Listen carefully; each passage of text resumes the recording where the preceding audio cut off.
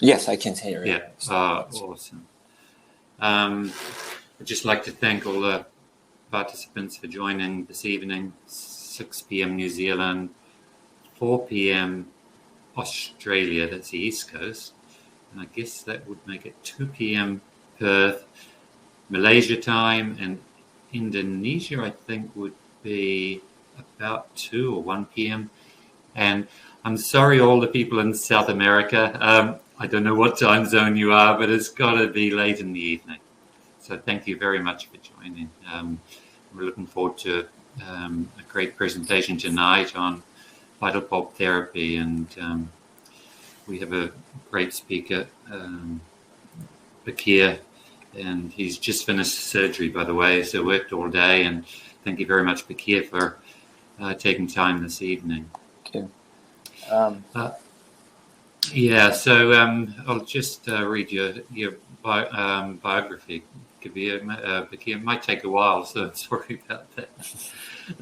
Dr. Karabucak is the chair professor of endodontics and director of the postdoctoral endodontics program at UPenn. He's involved in endodontic courses and seminars and pre- and postdoctoral programs. He also runs selective microscope training courses for pre-doctoral students. After earning his degree, dental degree from Istanbul University School of Dental Medicine in 1993, Dr. Karabucak completed his endodontic postgraduate training at the Department of Endodontics at UPenn, or Penn Dental Medicine, in 1998, where he also received his master's in oral biology in 2002. He also earned his DMD degree from Penn Dental Medicine in 2002. His research interests include cellular mechanisms of vasodilation, very relevant to today, and inflammatory mediators in dental pulp. Dr. Karabucak has been Dr. Karabucak has been the attending endodontist at Children's Hospital in Philadelphia since 2005 and is a diplomat of the American Board of Endodontics. Additionally, he has lectured nationally and internationally in conferences and also serves as a reviewer for the Journal of Endodontics. And I guess that's just a start, Bekir, because there's bound to be numerous other things you've done in your prestigious life in endodontics. So without further ado, I will welcome you and thank you, and look forward to 45 minutes of presentation. Thank you. Thank you. I will share my screen here. Can you see my screen? Yeah, perfect. That's excellent. Thank you very much. Perfect. Anyway, I'll be in the background, Kabir, so just scream if anything starts to happen. Okay, perfect. Yes. Thank you, Steve, and thank you for the invitation. I wish I could be there personally under different circumstances. However, the COVID pandemic is affecting everybody. I'm looking forward to getting into that time period that we can travel again and be all together. But today, it's our topic is vital pulp therapy. So I will talk about vital pulp therapy and the materials that we use. And during the presentation, we will see different techniques of vital pulp therapy, and we will discuss about the methodology, why and how we are doing vital pulp therapy, and what's our philosophy here at the University of Pennsylvania. But before we start, I want to share this interesting picture. We're very proud of it. This is the first class of graduate endodontic program here at Penn, and this is class of 1947. So soon, I believe next year it will be 75th year we will celebrate. There are a lot of history here in our institution, especially in endodontics. Our classes, if you look at this picture, the back row, they're all male students with male professors. Today, a change like any school, dental school in the world. I believe the majority of students are female right now, including ours. The three gentlemen, professors sitting in front, I will highlight their picture here. These are the professors' grandfathers of endodontics today.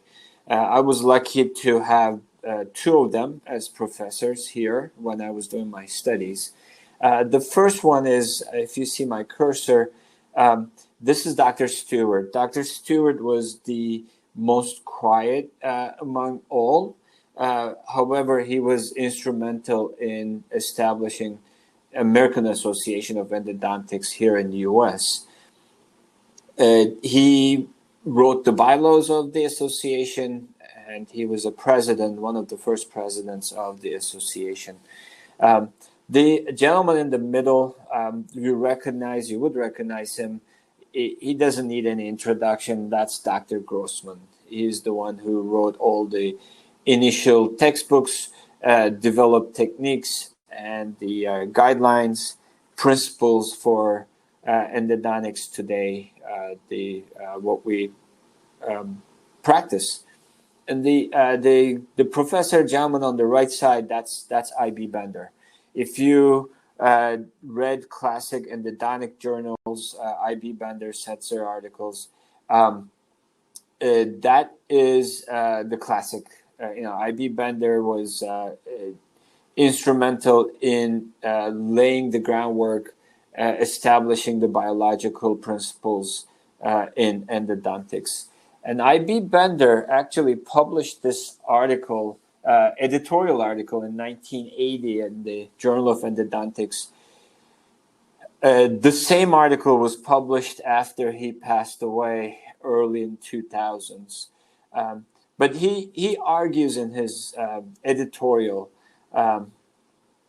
that the future of endodontics as a specialist is very important, as a specialty. Also, he talks about, which is still true to this day, that we will always have these fast, simple techniques claiming that we can do our endodontic treatment much faster and it's going to simplify everything. However, he says if we don't do research, if we don't understand biological background information, principles, we cannot advance our specialty.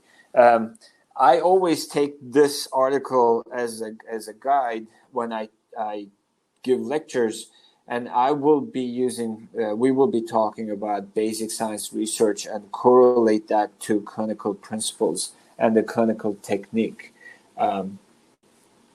So throughout the presentation, we will see different vital pulp therapy techniques. This will be from stepwise excavation to direct, indirect pulp capping, pulpotomies, and spectropulpotomies. Also, I will spend some time on new materials that we have in endodontics. Start with MTA, and mostly we will talk about endosequence root repair material. And I'll share the research results that we had in our department. I believe endosequence root repair material is the same brand name that you have in Australia, maybe New Zealand area. In Asia, could be total fill. It's the same. iRoot is the same brand, the same material, but it is sold under different names. So let's go back to the principles of endodontics, the goal of endodontics. The goal of endodontics, like any other branches of dentistry, is to maintain the oral health and the healthy function of our patients. But endodontics in specifically, our goal is to prevent and eliminate a disease called apical periodontitis.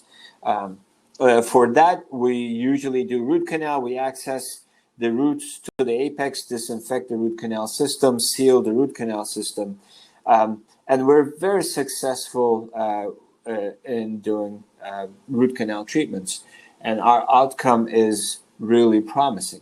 Um, However, part of our endodontics is to prevent the apical disease process.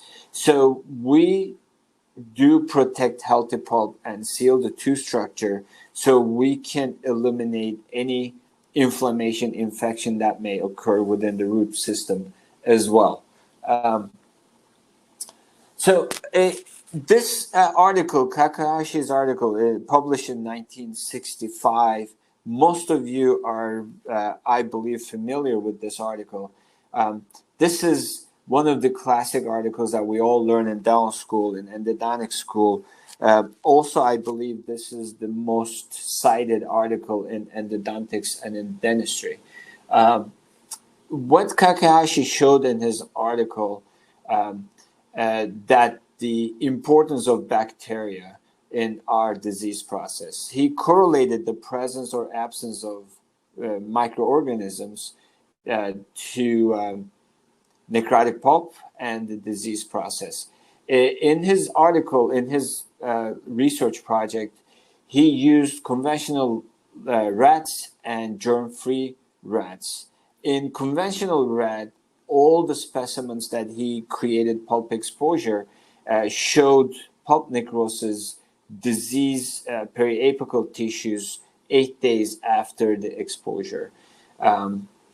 So we always talk about this research, this article, and we emphasize the presence and absence of microbial flora in necrotic cases. However, I would like to emphasize another secondary outcome of this study, which we don't talk about it too much, was in germ-free animals. In the absence of microorganisms, the pulp had great potential to protect itself and heal itself. In 14 days, he showed that dentinal bridge was forming, protecting the pulp and isolating the pulp tissue from the exposed area. Further studies in late 60s, 70s, and 80s showed that actually when we have cavitation in enamel, isolated strictly in the enamel area, the bacteria can get into dentinal tubules, can travel to the pulpal tissue through dentinal tubules, and can cause inflammatory reaction at the cavitation site. You see the differentiation of odontoblastic layer, changes in odontoblastic layer. So even we have a cavitation in enamel, we see reaction in the pulp in these specimens. Dr. Bergenholz in 80s showed the same reaction in human teeth. But what he showed that when we remove the caries, when we remove the irritant and we seal the cavity and we see the reparative dentin sealing the open dentinal tubules and protecting the pulp tissue. And he concluded his studies showing that the pulp has high capacity to heal and repair itself with reparative dentin. However, when the caries lesion advances into dentinal, into deeper layers of dentin, or when the caries exposes the pulp, histological studies show that the inflammatory reaction is more intense and advanced in the pulp tissue. And even histological sections show the necrotic parts within that area. But histological studies also showed that when you look at the dental pulp away from the inflammatory zone, you face with healthy pulp. You face with the pulp that it's in reversible stage, that it can protect itself, can repair itself. So this is very, very interesting finding in pulp biology as well. If you read Dr. Kim's pulp biology articles, he talks about pulpal tissue really preventing the inflammatory process advancing very quickly to the apical portion, and it advances layer by layer. Always you find reversible pulp, healthy pulp, right under heavily inflamed and necrotic pulp tissue. That's why in 80s, early 90s, when we did, or when the pulp capping was proposed, the outcome was very, very unfavorable, really unfavorable. The success Bertel in 2000 show 5 years later, success of pulp capping was 37%. So as a result, because we cannot differentiate, or we cannot identify where the inflammatory process ends, where the reversible process start, the pulp capping procedure in caries exposure cases was not recommended, and the root canal treatment was recommended in those cases. And as we all agree that reversible or irreversible pulpitis cases give us the best success rate, when we do root canal treatment on those cases, we can easily reach 90% above success. So if you ask me which one you prefer, 90+% success rate, or with the pulp capping 37% success, I would agree with everybody that we would go with higher success and root canal treatment. However, if you look at the new and other histological studies, caries exposure teeth that we deem as irreversible pulpitis, they have really heavy bacterial colonization at the coronal section where the exposure is, with high concentration of inflammatory mediators. But when you go to the apical section, when you look at histologically to the root end, you see that less severe reaction with uninflamed pulp tissue with normal architecture. And histologically, diagnosis would be reversible pulpitis, and there's no necrosis, there's no really bacterial infection. So this has been always a dilemma in endodontics, especially the new modern thinking with advancement in pulpal regeneration. We always talk about why we are taking the whole pulp out when we do root canal treatment, knowing that part of this pulp can survive if we can treat this pulp. Dr. Lindy, one of our deans in dental school here, he wasn't endodontist, he was a periodontist. He used to say the best root canal filling material is the pulp, healthy pulp tissue, its own tissue. So if you think about that one, the new thinking is that, yes, great, by extirpating the whole pulp, we reach high success rates, but histologically, we know that we are taking out not only the disease portion of the tooth, but majority of the time, healthy part of the pulp. So beyond all in 90s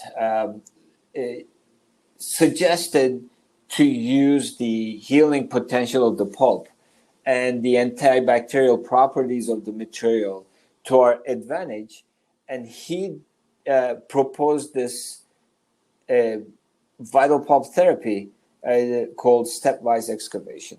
So we know that when the pulp is exposed, when we have the caries exposure, our success rate goes down to 37%.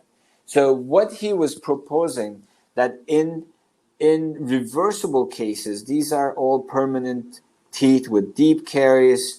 They were positive to vitality testing without lingering. So they were really giving the signs of irreversible, not irreversible, reversible pulpitis. What he was doing, he was excavating the caries in the peripheral area. You will see it there. He would remove completely the necrotic and demineralized dentin, but where the middle portion, where the soft, wet, or discolored dentin, central, right, sitting on the pulpal area, he would leave intentionally that area without touching. So his whole purpose was, I'm going to reduce the irritant from the tooth, but I'm okay with leaving a little bit of soft dentin, infected dentin in that area just to prevent pulp exposures. And I'm going to give pulp a chance to protect itself and reverse the inflammatory process.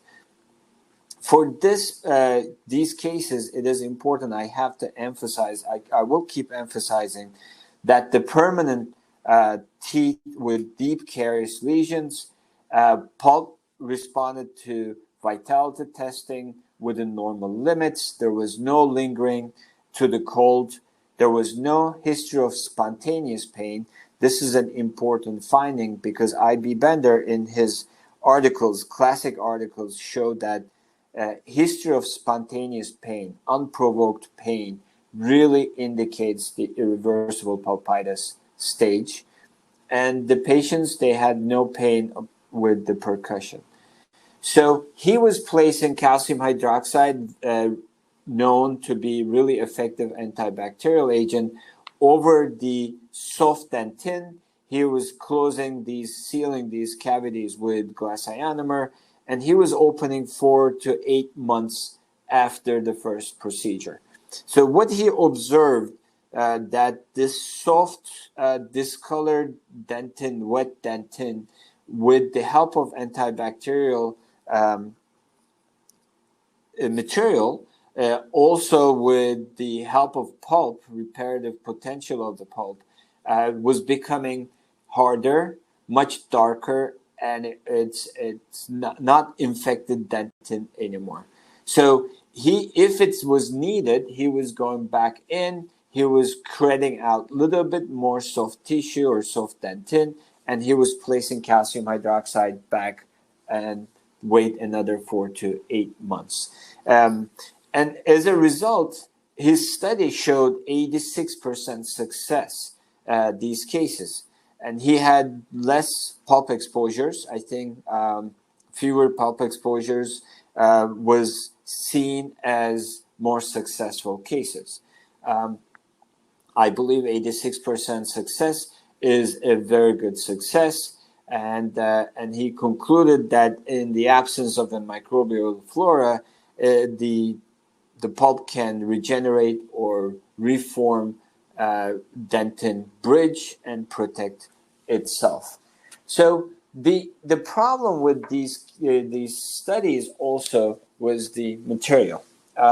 So in those studies from 90s and 2000s or 80s, most of the time the materials they used was calcium hydroxide, zinc oxide, eugenol, IRM, dical, or the first generations of composites. The problem with these materials were they did not seal really, really well.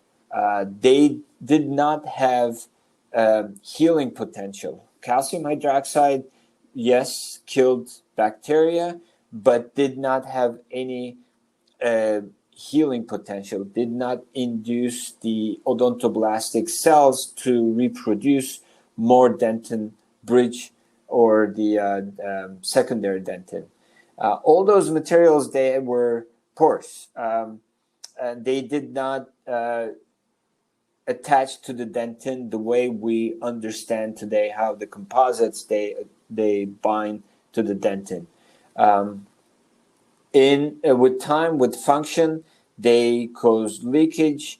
Leakage meant new bacteria introduced into that area. Also, the other problem was ongoing canal calcification. When I was in the program studying, my endodontics in late 90s, my older professors about pulp capping or vital pulp therapy would say, yeah, but what you're going to do, this canal will continue calcifying. In 10 years, 15 years, this patient will come back to you and it's going to be very difficult to find those calcified canals. Therefore, they did not recommend vital pulp therapy. Whenever we had deep caries, whenever we had pulp exposures, we all did extirpate the whole pulp and did the root canal treatment. New biomaterial, bioactive materials. We have very exciting materials now in the market. These are MTAs or the endosequence bioceramic. In general, they prevent micro leakage much better than the other materials. They have antibacterial, anti-infection properties. They attach to the dentin. This is not really chemical bonding, but this is more of a mechanical bonding that improves the adhesion more and more with time. I'm going to share a couple of slides with you later that we're going to discuss. And these new materials, they allow healthy dentinal barrier formation below the material. So these materials, they have dual outcome. If we need to summarize, they improve the coronal seal of restorations. Also, it optimizes the development of a hard tissue barrier, which is the goal of vital pulp therapy. Let's talk about the materials a little bit, mainly bioceramics. Few years ago, I'm talking about maybe 10 years ago, MTA was very successful, very popular. Everybody was using MTA. That time I was a junior faculty and Dr. Kim was my program director and the chair. He came to me and he said, Bekir, I received this new MTA-like material. He said, I'm very happy with my MTA. I'm not interested in this material. So that material stayed, I think, on my desk for a month or two. Then with my colleagues, we said, why don't we try experiment with this material? And that material turned out to be endosequence bioceramic material. So the bioceramic materials are not new. They actually was introduced after the Vietnam War. The U.S. military was trying to help the soldiers wounded and coming back from Vietnam War. The prostheses that they were getting, they were not really working well, maybe for a couple of years, and the body was rejecting those prostheses, limbs or anything placed in the body.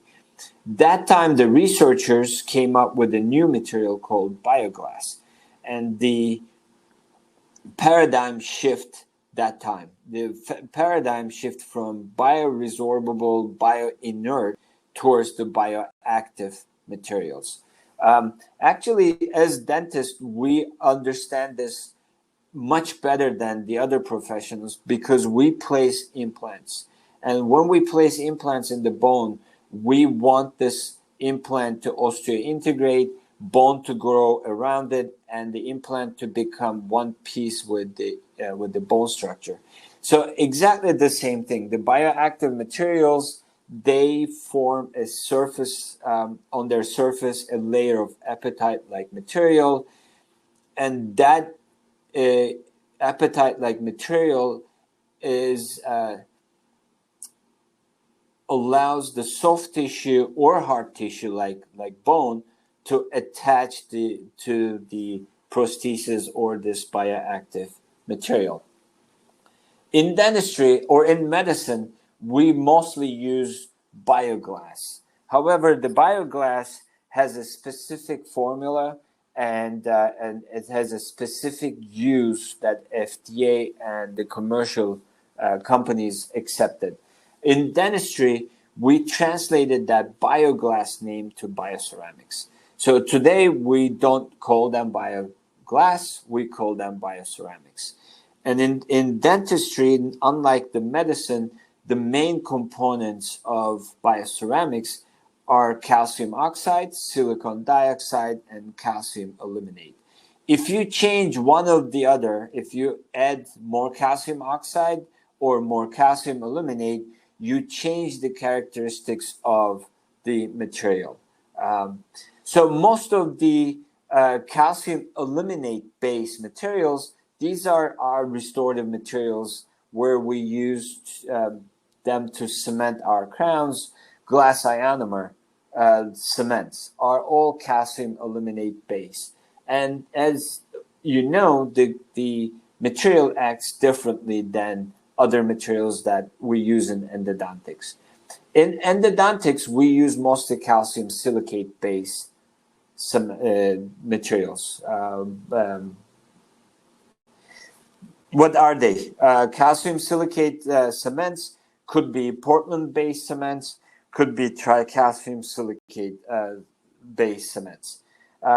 We call them hydraulic calcium silicate cements because these materials, they set in the presence of moisture. That's why we call them hydraulic. So what are the Portland cement based material that we use, or what is it, or what is the calcium silicate cement that we use in endodontics? Try MTA. MTA is the first generation material that we use. Actually, this is mostly Portland-based material. It was introduced, I believe I was in the program, in late 90s. Dr. Trubinejad introduced this material into endodontics. We all received samples to use in surgical endodontics. This material over the years became very popular, and we started to use in vital pulp therapy, surgeries, perforation repair, and in a lot of aspects of endodontics. This was a super material.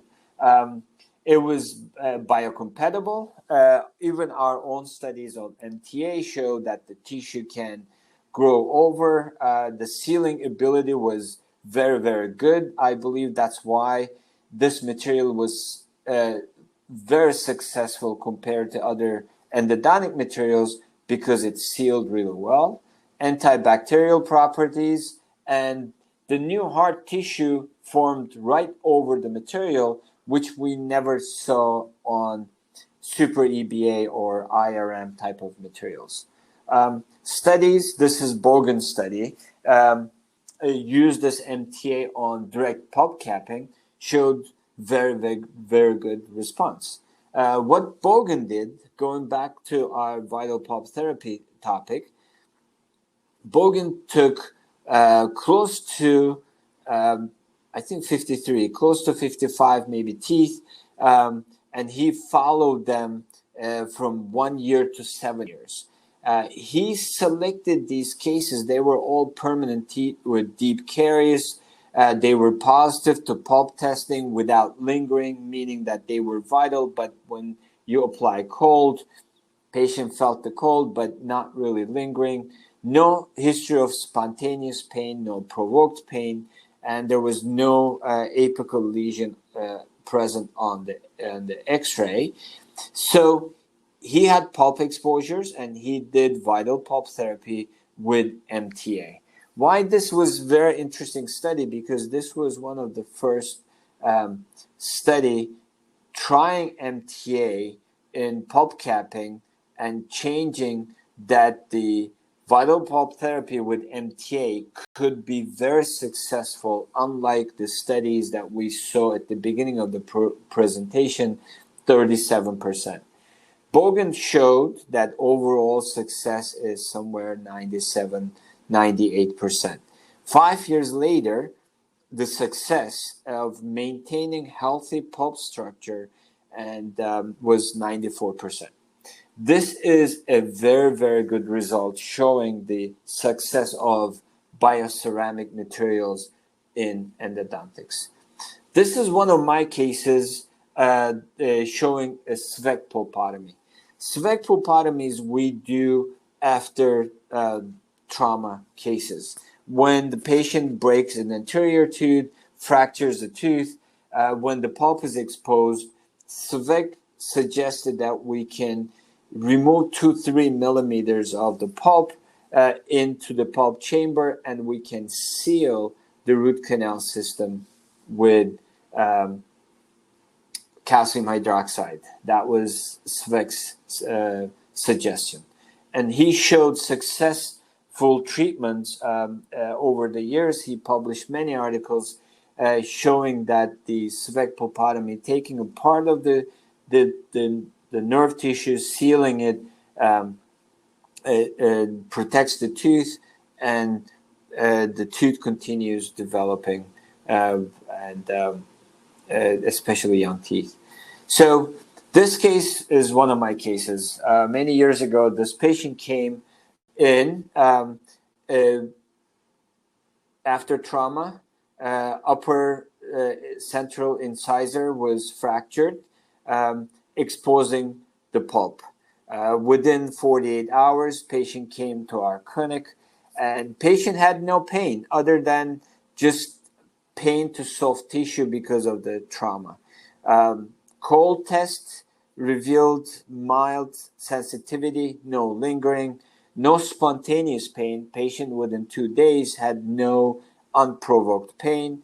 When we did the percussion was very little bit sensitive, but this is understandable because of the trauma. The tissue surrounding the tooth was traumatized. So we decided to do SVEC pulpotomy. We removed 2-3 millimeters of the pulp with sharp diamond burr. We stopped bleeding, and we placed MTA right on top of the soft tissue, pulp tissue. And we closed with temporary filling material, and we wanted to see the patient a week or 10 days later to make sure everything was going well. This is a year and a half later. You can see really well the dentinal bridge formation right underneath the MTA seal. The more important thing, the root development continued. Initially, when the trauma happened, you see the apical portion is exposed, open, large, and the 1.5 year follow-up, the roots closed and showing the expected development of the root tip. But let's look at this intraoral picture. You see this color change. This was one of the problems with the MTA, that it stained teeth. It's, you know, if this was my teenager daughter, I wouldn't like to have her stained tooth after trauma treatment. This kid did not care. He was really active basketball player. However, you know, you don't want to have this staining in an aesthetic zone. If you look at the studies for the direct pulp capping in the literature, this meta-analysis combination of all the studies published in literature showed a very high success rate in vital pulp therapy, actually much higher than calcium hydroxide vital pulp therapies. However, the MTA had issues. MTA had a very poor handling properties. It's like sand. You mix it, it is very difficult to carry into the cavity. If you were doing surgical procedure, it was very difficult to bring into root end preparation. In vital cases, especially, it was not pliable. It was difficult to condense. it took very long time to set. It takes 4 hours to set in the presence of moisture, and I think one of the biggest disadvantages was the discoloration of the teeth. Any case, any vital pulp therapy you do on anteriors aesthetic zone would have issues with discoloration. So we come to the other tricalcium silicate based cement. This is the next generation repair materials. This is the bioceramic material.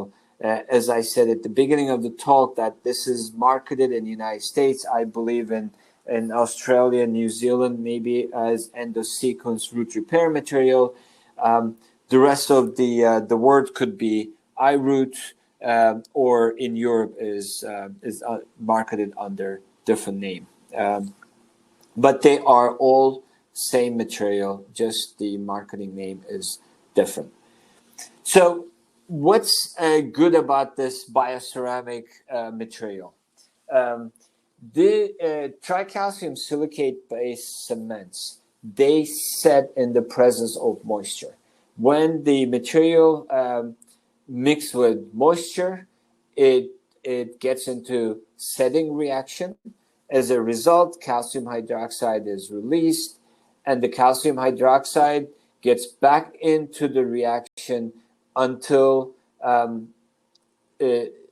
a result, the hydroxyapatite layer appears and the water released. This calcium hydroxide ions and the water, this reaction continues until the calcium ion concentration is in balance, and it may take days for this reaction to complete. This is not a setting reaction. Please don't mix it up. This is just the maturing material. So why this is an advantage for us? Because that this material requires moisture to set. In endodontics or in dentistry, moisture is something that we prevent. When we do amalgams, when we do composites, historically amalgams, when we do composite fillings, we try to eliminate the moisture as much as we can, or we try to prevent moisture coming into our cavities.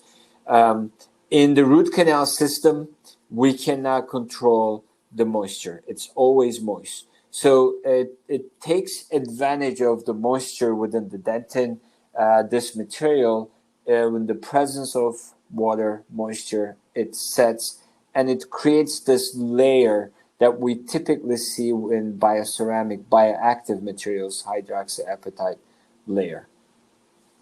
Where this moisture is coming from, as I said, it's coming from the dentin that initiates the formation of hydroxyapatite layer, and it improves the material over time. So, as I said, this calcium hydroxyapatite layer appears on top of the material. So this is a very friendly material or element, or the however you call it, the particles for the soft tissue to attach on. Also, I believe that's why the MTA type of material was so successful in sealing the cavities, because this hydroxyapatite layer with time continues sealing the cavity walls and preventing the bacteria coming back into the pulpal area, pulp tissue. On the material, when you wait 60 days under the SCM, you see these small particles, and in some studies, especially coming out of Japan, they define these particles as calcium or the hydroxyapatite layer, that it's typical, that it's in between sealer and the dentin, or on top of the putty material. In 60 days, in the presence of moisture, you see these small particles appearing. So why it is important, these particles? As I said, the maturity, the material takes days to mature, the material, and with the maturity, with the development of these particles, it seals, closes the gaps between the material and the dentin.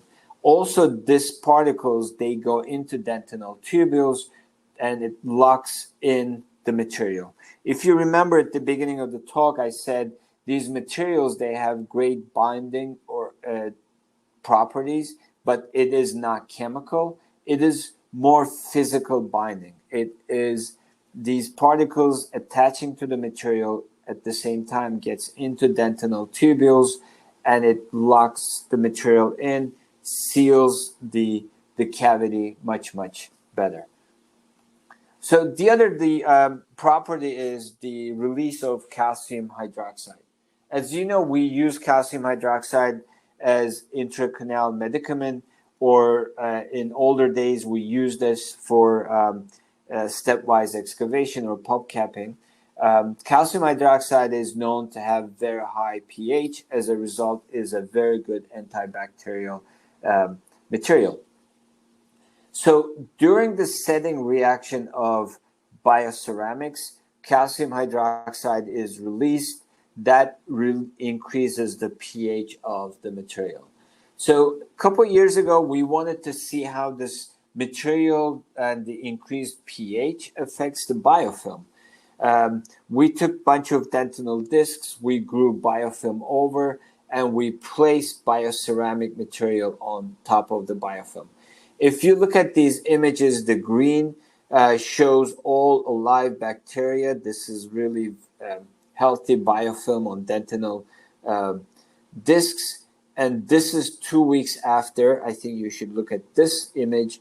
2 weeks after, bioceramic is enough to kill most of the bacteria within the biofilm structure.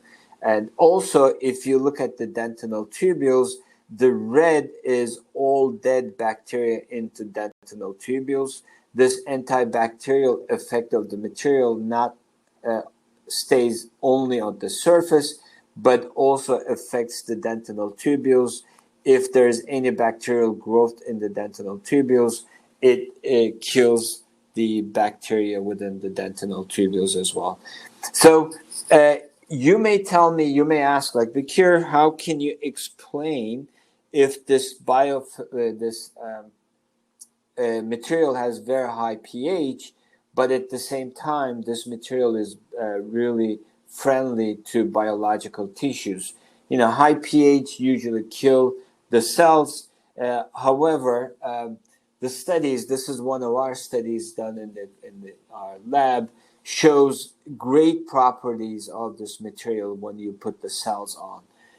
This, I believe, comes from the bioactive part of this material. This material releases calcium ions with time, and the calcium ions, they're known to induce cell differentiation. I believe that overcomes the pH, high pH effect of this material. So if you look at these images, RRM is the root repair material, our endosequence bioceramic material. This is human bone marrow stem cells. You see the cells attaching each other, and you see the PDL stem cells. They are all connected, and this is dental pulse papilla stem cells. They're all connected to each other. So I always tell when I talk about these topics that these cells, they are like humans. When the weather is nice, we're happy. We like to go out and connect to each other, and talk to each other and socialize. When we're not happy, we go home. We want to be alone. The cells are the same. When they are happy on a material like this, they socialize and they connect. They touch to each other. That's how we know that these are very healthy stem cells differentiating on top of the bioceramic material. Also, many years ago, we conducted this animal research where we did a lot of root end surgeries, and we used root repair material, and we looked at histologically the response of periapical tissues to this material. If you see my cursor, you see RRM, this is root repair material, and you see the hard tissue barrier, cementum-like tissue growing over the material. And this shows that this material is really friendly, induces hard tissue formation. This could be cementum when you use it for surgical procedures, or in the vital pulp therapy cases, that is cementum dentin-like hard tissue formation. So as a conclusion, take-home message, the root repair material, bioceramic material that we use today is well tolerated by vital tissue. It's antimicrobial. It is stable dimensionally. Unlike composites. Composites, we know that they have shrinkage when they set. But this material, it's not only stable, with time, with maturity, actually, it locks itself into dentinal tubules much better. It's much easier to manipulate compared to other materials, or specifically MTA. Doesn't change the color. We have conducted a couple studies in terms of discoloration of this material. And discoloration of the teeth after vital pulp therapy. Root repair material is one of the safest materials to use in the aesthetic zone, as long as you control bleeding. If you have a lot of bleeding coming in, obviously this material will soak in the blood, and everything will be discolored. But if you can control bleeding, and if you put material on top of a well established hemostasis, it should not discolor teeth. And also it has dentinogenic properties that induces hard tissue barrier formation right on the material. So let's go back to our topic. As I said, I will talk about different I'll go to different directions, and we will come back to vital pulp therapy over and over again. Let's look at some cases, and let's discuss how we select our cases when we do vital pulp therapy, what's important in our diagnosis process, and how we follow these cases. So this is a example of an indirect pulp capping case. There is no pulp exposure. The cavity is really isolated within the enamel and dentin. This case was a permanent tooth with deep caries. So we select, obviously, permanent teeth with deep caries. It is extremely important to do all your vitality testing. This is called EPT if you need to, percussion, palpation, and you have to get a good history from a patient. The tooth should be vital, first of all, and it should respond with the normal limits to vitality test without lingering. When you talk about lingering, then we talk about the inflammatory process being more advanced in the pulp tissues. That's why we select our cases according to the cold test and the lingering results. And the other important thing, there shouldn't be any history of spontaneous pain. Patients should say, no, I don't have any pain waking me up in the middle of the night. I don't have any pain when I don't chew or eat, or if I don't have any pain when I drink cold. So we remove the caries completely until we come to solid dentin tooth structure. This case was one of our graduate students' case that you see on the x-ray, lower second molar. It's almost radiographically, it looks like caries exposure. Young tooth, open apices, and under the microscope, the decay looked like that. You should always expect that the pulp may be exposed during the procedure.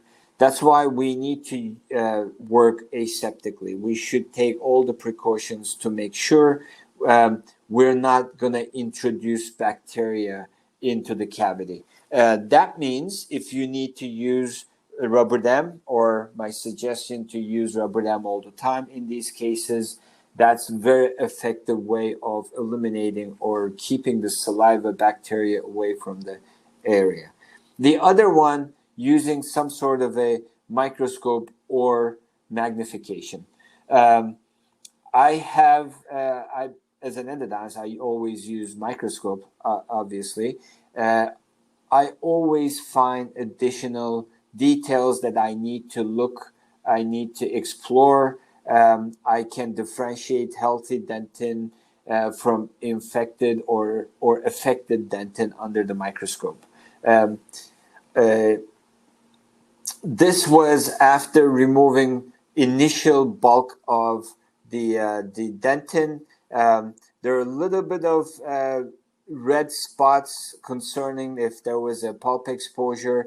So, but we have to remove the rest of the soft dentin, and slowly with slow speed or excavators, whichever you feel comfortable. I always use initially slow speed, clean the peripheral, and slowly touching the areas surfacing the pulp chamber.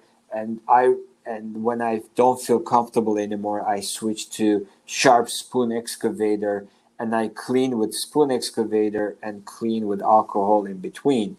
And in this case, we were able to reach hard dentin without exposing the pulp. And this is indirect pulp capping, as studies show that we should have way above 90% success rates. And we prepared and we covered the area with root repair material.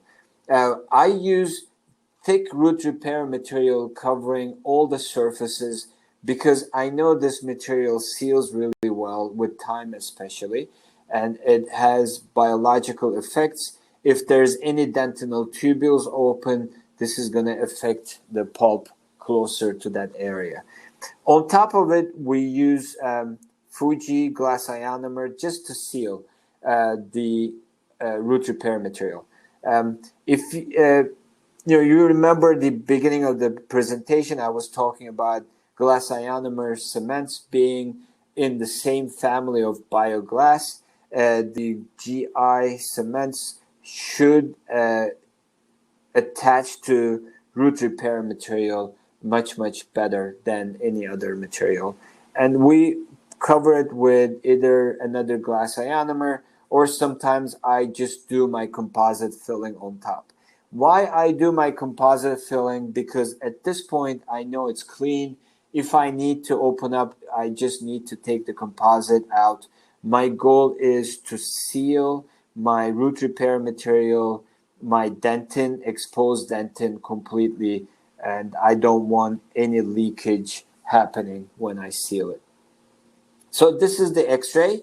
The X-ray shows very close proximity of the material to the pulp, but clinically we know there was no pulp exposure, and we should expect 90+% success rate with these cases, as Beyondall in his research showed. But again, I want to emphasize the diagnosis and symptoms, very important to identify. These are all permanent teeth with deep caries, no pulp exposure, positive to pulp testing without lingering, and no history of spontaneous pain. Let's look at to another case, direct pulp capping. Direct pulp capping is done when you have you expose the pulp. This could be very little caries exposure, but very little, not too much of caries exposure, or this could be during your cleaning, you expose the pulp with your burr or with your excavator. Um, Again, it is very important to establish your diagnosis and symptoms before doing this procedure. These are all permanent teeth with deep caries. They test positive to vitality testing without lingering, no spontaneous pain, no radiographic apical periodontitis. Young patients, even though most of the studies included wide range of patients with different ages, from 8-9 years old to 70 years old, and those studies they showed that younger patients they respond much better than older patients, because they have much better, obviously, healing potential. When you have direct pulp capping, when you expose the pulp, the other indicator is the bleeding control. Most of the studies showing high success rate, they were able to control bleeding within 5 to 10 minutes.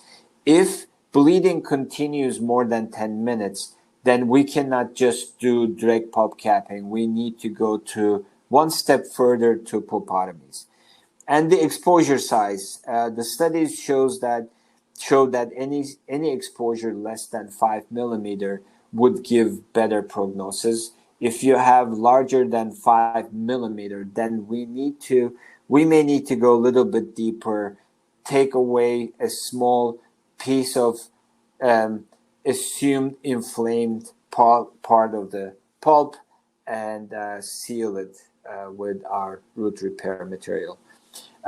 This is a case for direct pulp capping. This deep caries lesion was removed under rubber dam and under microscope.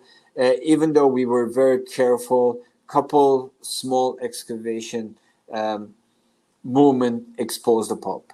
And you will see bleeding coming up, and you have to stop bleeding. How we stop bleeding, I have a couple other cases later to show, but you take a small cotton pellet, you soak with sodium hypochlorite. This is what we use.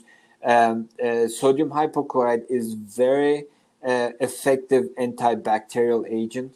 So I always wipe my cavities in direct, indirect, or partial pulpotomy cases with sodium hypochlorite, because my goal is to work aseptically, reduce the bacterial load as much as I can. So we place a cotton pellet soaked with sodium hypochlorite. We put pressure on the exposed area for 5 minutes to 10 minutes, and then we check. If we establish hemostasis, and that's a great candidate to do the direct pulp capping. So as you see on this image, we covered all the exposed area with RRM. Technically, I would remove a little bit of RRM covering the margin, so you can get a better adaptation of your composite or glass ionomer, and the tooth was restored with glass ionomer cement in this situation. And this is 1 week later. It is important to contact the patient a week and 2 weeks later to make sure they don't develop spontaneous pain. This is 6 months later, and this is 2 years after the initial treatment. You appreciate that the dentinal bridge formation under the bioceramic material. That shows us that we were able to maintain the healthy tooth structure, healthy pulp structure, and that had great potential to heal, block itself with reparative dentin. And now it is time to go back and restore this tooth permanently if it wasn't done already. So this video it's an example how we do this. Again, under the microscope, this was a direct pulp capping. I'm going to play one more time this video.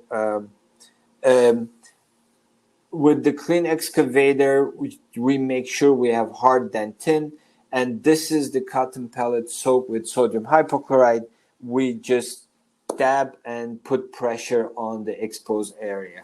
So what's the concentration of sodium hypochlorite we use? We routinely use 3% in our clinic. That is considered half strength in the United States. If you use 1% sodium hypochlorite, that's fine. If you are using full strength 6%, that is fine. As long as it is soaked, not really runny, and you put pressure on the teeth. And this is the x-ray of the same case. So after we establish the hemostasis, this is the bioceramic. You see the well-controlled bleeding, and a small piece of bioceramic putty was placed over exposed dentin and exposed pulp. And we placed maybe a millimeter, 2 millimeter thick putty. We make sure it sets. This is a fast set putty that's supposed to set within 10-15 minutes according to studies. We put moist cotton pellet on top another 5 minutes until it initiates or starts setting, so we can place our glass ionomer on top of it. In this case, I would place a glass ionomer, completely seal everything, and observe this case. So direct pulp capping, again, I wish I could share studies, outcome studies with the new bioceramic material. However, the classic articles are all on MTA or biodentin. We are, as an institution, working on studies as well, following our cases. But these studies, they showed that direct pulp capping in young cases, young patients with MTA has success close to 95%. This was close to 2-year follow-up.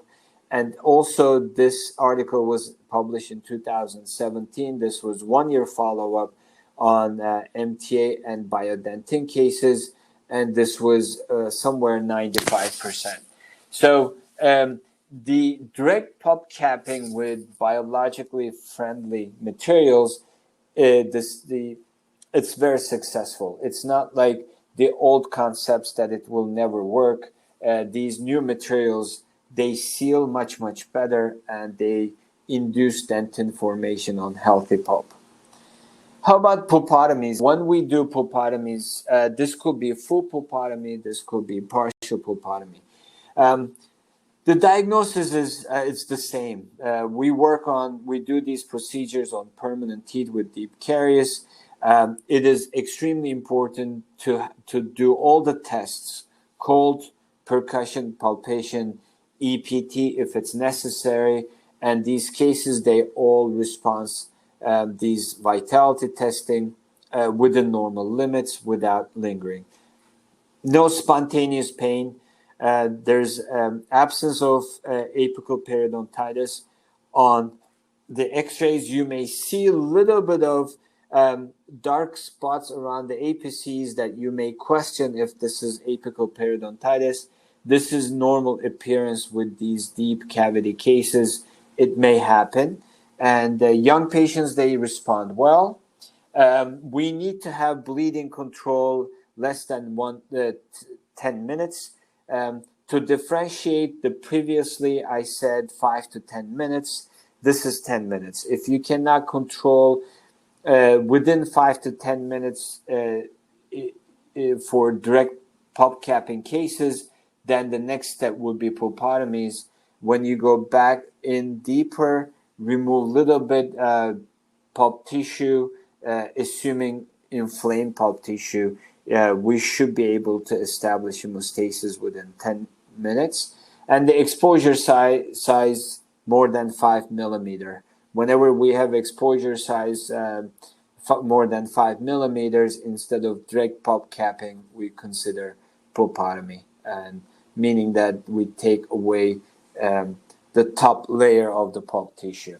So this case, but pulp exposure was very large, and we couldn't stop the bleeding within 5 minutes.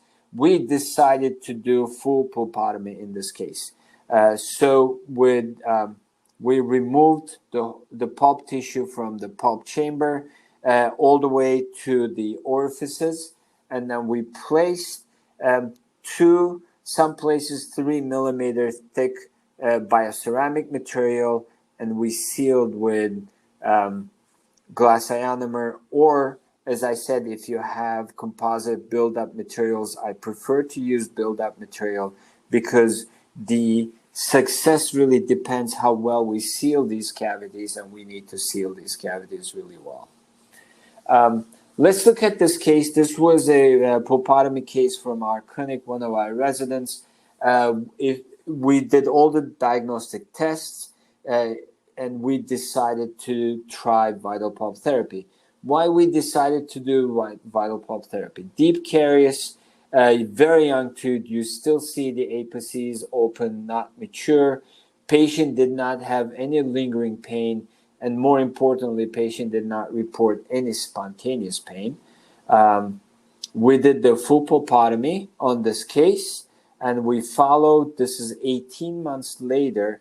You see really nice dentinal bridge formation under the material, and also you see the continuation of the root development. So this shows that we maintain the vitality of the tooth. This shows that we allow this tooth to grow and mature.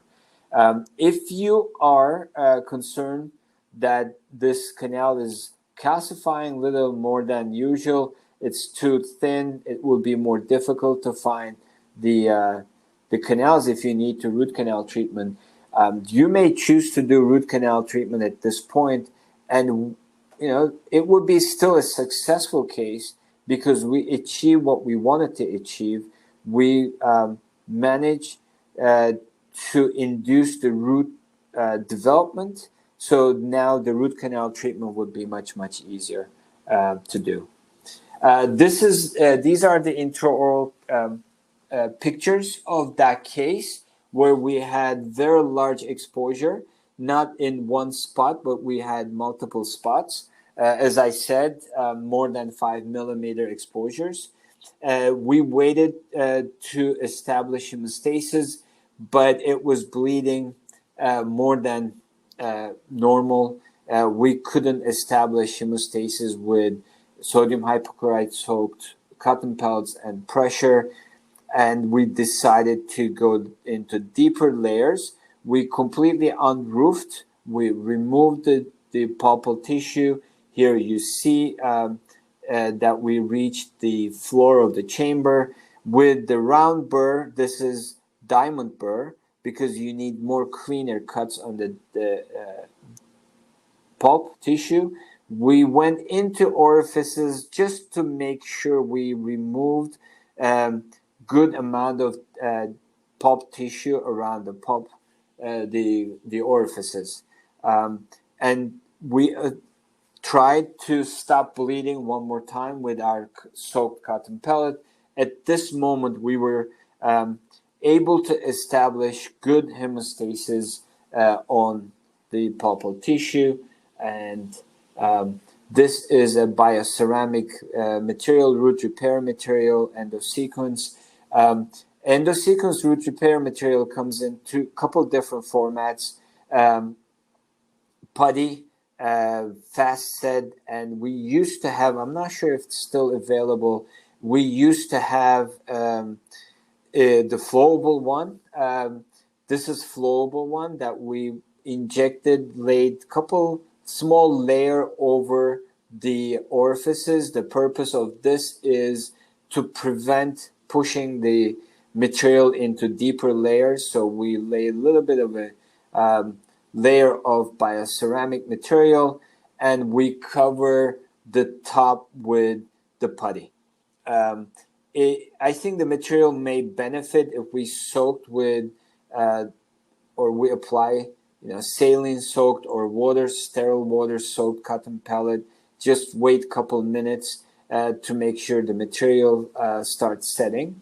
And now we cover with putty root repair material. If you don't have flowable root repair material, if you are using bioceramic sealer, you can use bioceramic sealer in the same with the same technique in the same manner. You can deposit just the sealer over orifices just to create a little bit of a layer of bioceramic, and then you can add bioceramic putty 2-3 millimeters thick, and we put cotton pellet again, moist cotton pellet, and in this case, this tooth was sealed with temporary filling material to follow up and bring the patient back. So this is one more case. The pulpotomy was done. This is a partial pulpotomy from one of our residents, Mohammed. He exposed the pulp tissue. We couldn't establish the hemostasis, even though it was a small exposure, less than 5 millimeter. We couldn't really stop bleeding, and we decided to go in with diamond burr. Instead of taking the whole pulp tissue all the way to the orifices, we just wanted to remove the inflamed tissue until we establish the hemostasis. So step by step, we went in with the burr, removed a layer of pulp tissue. We applied pressure. We couldn't stop bleeding. We went back in. We removed a little bit more pulp tissue. And at this level, we were able to establish hemostasis, and we applied or sealed this whole chamber with bioceramic putty. And this is 18 months later. Actually, you can see dentin bridge formation right around the putty, around the root repair material. So this is what we're trying to accomplish. We're trying to accomplish, or what we're trying to accomplish is to create this dentinal barrier right next to the material. We want the vitality to continue. If you had open apices, we want this apices to close. Let's look at this case before we finish our presentation slowly. This was a partial pulpotomy as well. This is an interesting case because it's a permanent tooth, very young patient, no history of pain, no lingering to vital pulp therapy.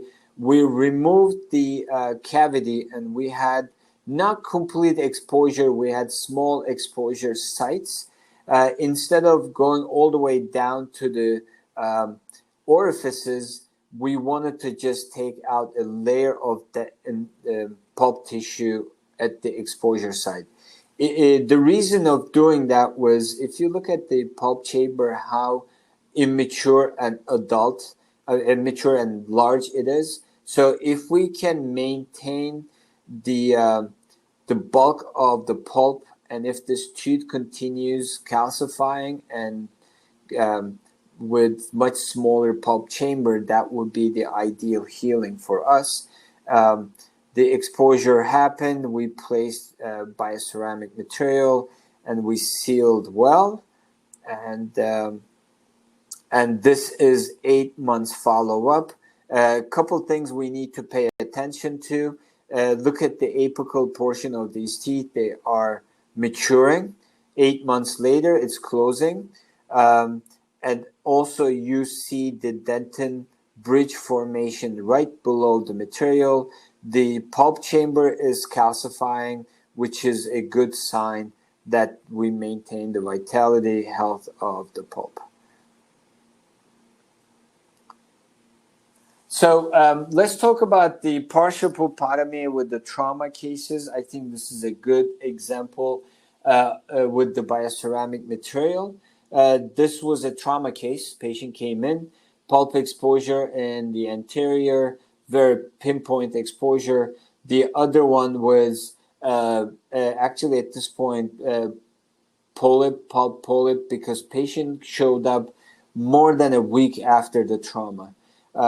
So we decided to do partial pulpotomy. Patient had no pain, no lingering pain to cold, not waking up in the middle of the night, no spontaneous pain, no provoked pain. It's a young patient, so we decided to maintain the pulp structure in the roots. We went in, we did the partial pulpotomy. With the burr, we went in a couple of millimeters, established hemostasis, um, uh, and this is considered healthy pulp. When you establish hemostasis, we put bioceramic putty, and we used Fuji glass ionomer cement, and we restored the teeth. A couple of weeks later, this is a 3 months follow-up with a composite restoration of those teeth. Let's look at this, the development of this tooth, progress of this tooth. With x-rays. This was the pre-op. You can see the exposure, the root, the crown fracture of the tooth, open apices, very large pulp, and the roots. And this is after the composite filling was placed, after the bioceramics were placed. Dentinal bridge formation 3 months later is apparent radiographically. You can see that the root continues developing even 3 months later. This is 11-month follow-up, very large dentinal bridge formation. This is the goal of our vital pulp therapy. You see the thickening of the dentin roots, and you see the closure or development of the root ends after almost a year the treatment. This is another case where we use the two different materials, biodentin and BC putty. This tooth here was treated with bioceramic putty. This is our post-operative. This is 3 months later. You see the dentinal bridge formation right and after under the material. And this is 9 months later. You see the continuation of the root development at the apical portion, indication of healthy pulse tissue within the roots. So what is the success rate of partial pulpotomies? Historical partial pulpotomies. Unfortunately, we don't have good data with bioceramic materials other than a lot of case studies or case series publications. This is Svek from Svek pulpotomy. That's his study. But he showed 96% success rate when the Svek pulpotomy is done with calcium hydroxide. This is due to trauma, and when you have caries exposure and when you do partial pulpotomy, the success shown on scientific with the scientific articles, it was 93%. So this is a very nice success rate. Anything above 90%, we should be very, very happy. But when you have caries pulp exposures and if you try to do partial pulpotomy on teeth with pain, history of pain, or if you see any radiographic changes and you have caries exposure, the studies show that the success rate goes down to 66%. So if you do have caries exposure and the teeth with pain, radiographic changes, but the symptoms are right in between. It's lingering couple seconds, but not much lingering. Patient has some pain, unprovoked pain. You see some changes radiographically, but you really want to try vital pulp therapy. Then I would go to full pulpotomy rather than partial pulpotomy. At this point, you really want to get to the healthy pulp and seal if you don't want to do root canal treatment. But as I said, 66% success rate is not acceptable. We can reach a higher 90% with our regular root canal treatment. If you want to try still vital pulp therapy on these cases, I would do full pulpotomy instead of partial pulpotomy. Let's summarize what we have talked last 45 minutes, 50 minutes maybe. Case selection is extremely important with vital pulp therapy cases. This could be direct, it could be indirect, could be SVEC or partial pulpotomy or full pulpotomy cases. You have to follow your diagnostic tests. You have to apply cold EPT if it's necessary on the teeth to diagnose the healthy tooth structure or tooth pulp. If this is in a reversible stage, you will get best results. We do obviously pulp therapy on permanent teeth.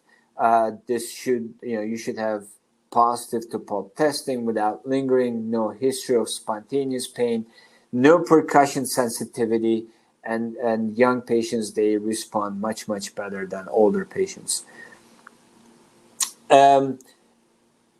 Major reasons for vital pulp therapy failures. If you do have failure, or if you want to try vital pulp therapy, and if you say like when this case will, or why this case will fail, in advanced inflammatory process.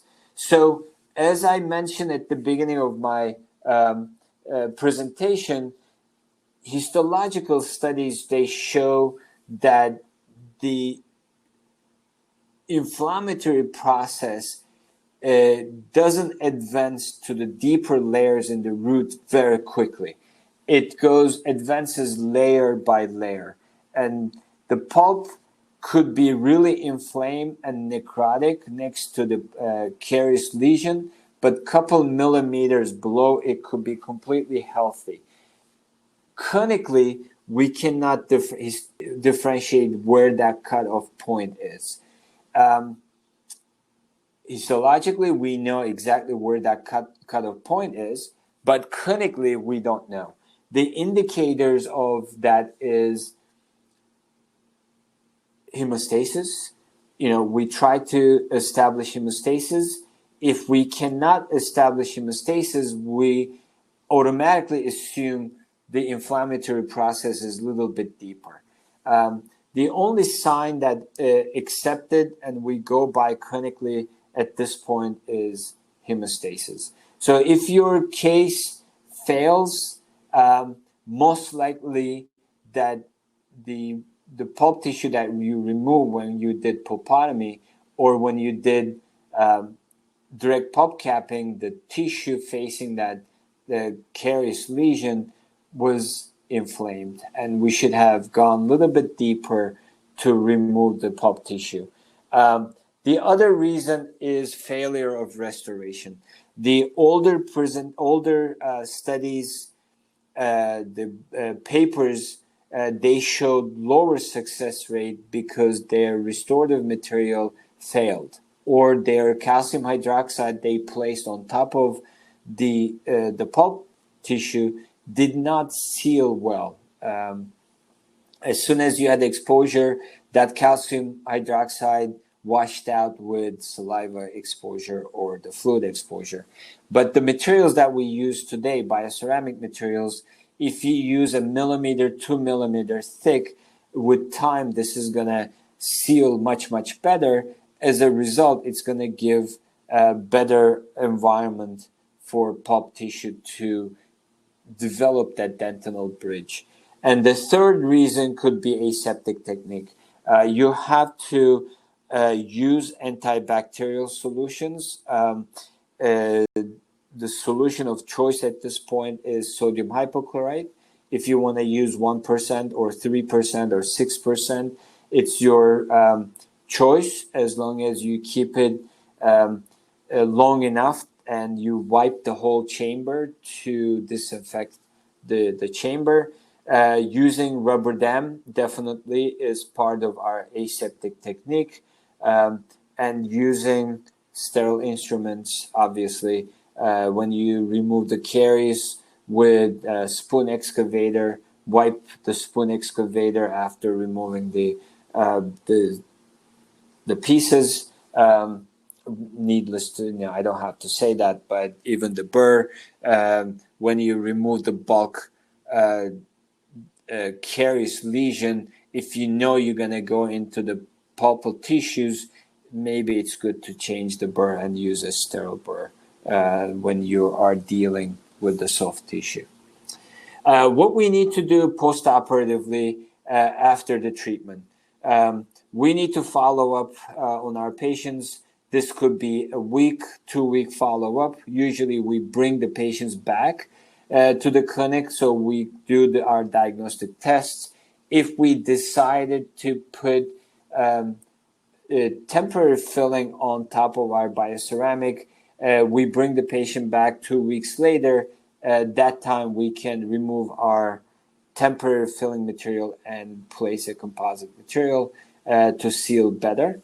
So you have to question your patient if the patient has any spontaneous pain, lingering pain, developing pain without provoking hurting in the middle of the night, or when they drink something cold or hot, it really lingers. Recall test, you should do thermal test. If you don't get good response with the heat, the cold, if you do full pulpotomy with all that material that you are sealing the pulp chamber, you may not get good transition of cold sensation into pulpal tissues. You may want to do EPT. EPT would not show you the inflammatory, if there's any inflammatory process going on. It will only show you if the tooth, the pulp is vital or not. We do percussion, we do palpation, we check the status of restoration. Not maybe immediately. If patient comes back for 6 months or a year follow-up, you check the restorations. You always take x-rays, especially at 3 months, 6 months, and a year follow-ups, because that's enough to show if there's any dentinal barrier happening. It will show it's a good time if everything is going south for us to see the apical periodontitis developing on the x-ray. You check your evidence of hard tissue repair, and then if it's a young tooth, you check the evidence of continuing root development.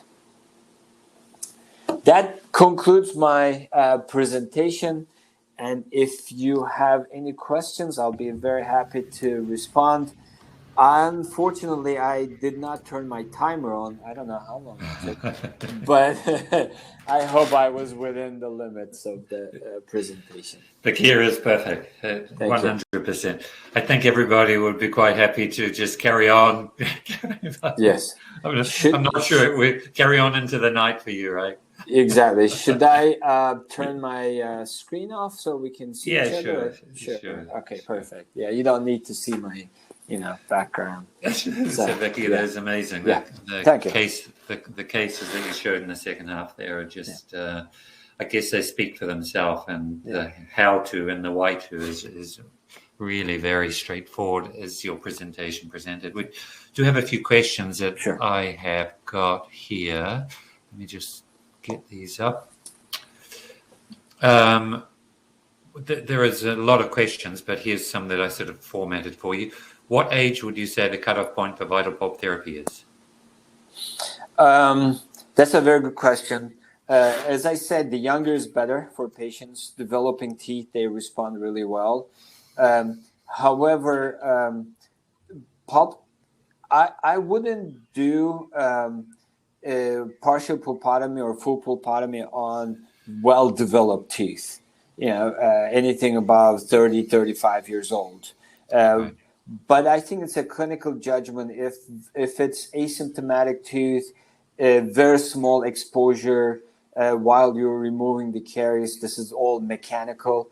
I would try it. It doesn't matter. At age 70, I would still try it. The important thing is follow-ups. We have to follow up with our patients to make sure our treatment is working. Sure. There was one comment. I don't like doing root canals. Can I substitute vital pulp therapy for root canal? I guess that comment, actually, there's more to it, isn't there? Because it is. No, you cannot replace root canal treatment. If the pulp is in irreversible stage, needs to be extirpated and root canal has to be done. I guess, in New Zealand, definitely in Australia, we have been taught for I guess, millennia that if you expose a pulp in a caries case, that's immediately pulpectomy. And I guess this sort of puts a different light on it because, complicated molar endodontics can be challenging. And if there is a kind of state where that pulp can be saved, not only the pulp saved and remains vital, but these challenging cases where sometimes, some recent graduates are really expected to do miracle working on some cases. Maybe in some of these cases where it sort of falls into the confines of the diagnostic bracket that you sort of mentioned, and within the age group, it may be, a sensible thing to go down that route, I guess. You're right. You're definitely right. Important thing is the diagnosis and follow-up. These are all learning cases. And these are relatively new concept for us, as you said.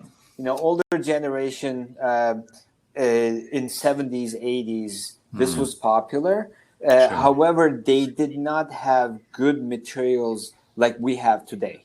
Revascularization procedure actually was done in 60s and 70s, but it didn't work because they couldn't seal the tooth well with the materials available that time. Today, the revascularization regeneration procedure works really well because we have those new materials like bioceramics, root repair material. This is a learning curve. I think more we do, more we follow, I'm sure those practitioners will learn a lot from these procedures. And it's fun. It's good part of endodontics, good part of what we do. Not everything is root canal, take the tissue out, clean, shape, and fill. As I said, we need to protect the healthy pulp. Sure. So it's a good tool to have in your toolbox, right? Definitely. Yeah. Another interesting question: should I use caries detectors? I don't use caries detector. Actually, we use in the clinic with residents. Personally, I don't. The reason I don't use anymore. Recently, I changed my microscope, and it has a function that shows differently. I turn it on all the time. We have to be careful with caries detector because caries detector may show differently, but it may not be really caries. So you should use your clinical judgment. But I believe caries detector, because it changes the color, it changes your perception, and you definitely your eye identifies things that missed easily before. That's the part I enjoy more than relying on, color change, this is what I need to remove. No, the color changes and I say, is this something that I need to remove? And then I use my clinical judgment. Got it. So everybody should have a microscope with a caries detector. I'm not selling it, but it's technology. With I'm sure the loops will have those soon. Sure, why not using technology to our benefit? Why does post-op pain show my vital pulp therapy has not worked?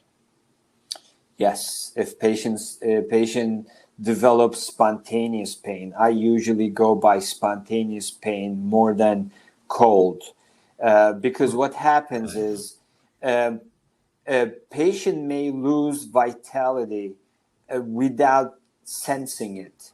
Then, if top layer becomes really necrotic, it Sure. may not react to cold drinks and cold stimulus and linger, but Right. the spontaneous pain will start.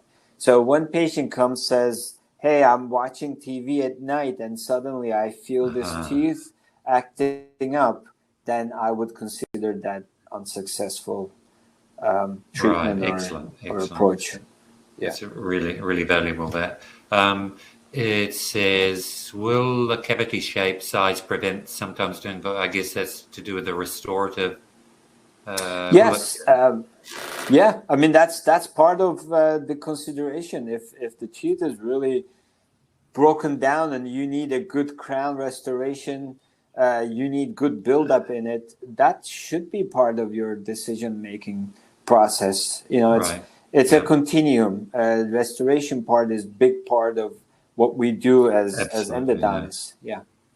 Oh, and then follow on for that. How long do I wait for the final? How long should I wait before placing the final restoration? That's a very, very good question. There's no scientific data out there to show this is what you have to do. We Okay. all have to have our clinical judgment. So, our experience in our clinic is as soon as we see the calcific barrier dentin bridge formation Yes. apparent on the radiograph, this could be Uh-huh. 3 months, this could be 6 months, we recommend to put a crown restoration on it. Got it. But sometimes we wait. I mean, those x-rays, you saw them 2-year follow-up, we still had composite build-up restoration on it. Those cases, our restorative colleagues, they are not ready to put crowns, even though they should. Right. Sure. But that's what I would go by. As soon as you have radiographic evidence of calcific barrier and the tooth is Got still it. vital, Yeah. Good. asymptomatic, I would Fantastic. go ahead. Fantastic. Yeah. That's lovely. We'll take a couple more questions because Sure. they're coming through thick and fast. Do you use EPT in diagnosis? Um, uh, it's in our toolbox. Not all the time. Right. Trauma cases, definitely I use EPT. If I get a good healthy response with cold, I don't necessarily go for EPT. Right. Yeah, But sure. if I need to confirm my cold test, then I would definitely go with EPT test. Got it. There were a few more very interesting questions here. Hold on. EPT, bioceramic. I think you covered this. Can I use the sealer rather than the putty? But you were placing some sealer and then the putty on top, yeah? Yes. Yeah. The difference between these materials, not much of a components of it, the particle size. Got it. So that's why it doesn't matter. Actually, interesting.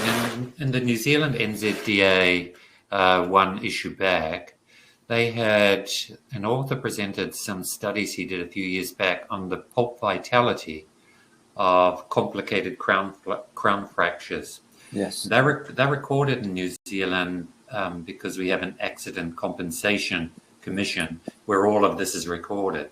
So he went back and looked at the 5-year post-op vitality of these teeth. And it was really fascinating because in New Zealand, in that accident compensation group, it was quite a big group, from memory, about 1,400 teeth in that group. There was about a 50% pulp vitality post 5 years.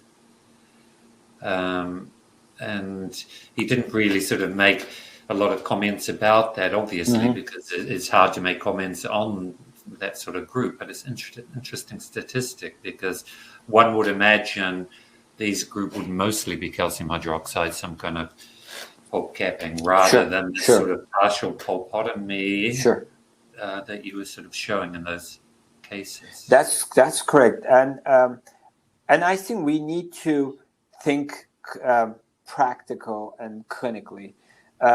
So some of these trauma fractures may happen in young teeth, and it could be very difficult, almost impossible to do root canals on these because open apices. So if 5 or 10 years later, when the roots developed, but we lose the vitality, still it's a great thing to have. It's a success because we need to think clinically. At that point, what do I need? I need well-developed root structure so I can maintain my root canal filling material within the tooth. I know the compounds of that structure. So that still is I see it as a success. Yeah, so that's an excellent strategy where you're planning long term to create a successful outcome for the saving of that tooth over the patient's life. Yeah. There are some other questions, and I'm sorry, but I guess, Bekir, if there is anybody who wants to send you questions, they can send them to me, and I can nudge you.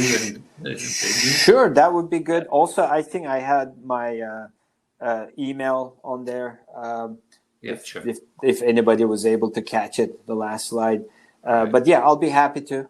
Well, thank you. Yes. It's got to be getting late there, Bekir, and you want to get home. So thank you very much for staying after a long day. Thank you. Thank you. It was fun.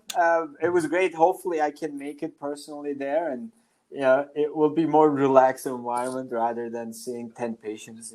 All I'd say is be careful because we have people from Australia, New Zealand, Indonesia, Malaysia, Costa Rica, Peru, Argentina, Ecuador, Chile, Venezuela, Nicaragua, and now Bolivia as well. So you got a lot of travel. That's great. So thank you again, and thank you everybody for joining in whatever time zone you're listening, and some people no doubt watching or recording. But Bekir, I really appreciate it, and look forward maybe one day to meeting you again in person somewhere. I hope so. Thank you. Okay. Bon voyage for now. Bye. Thank you. Bye. Bye.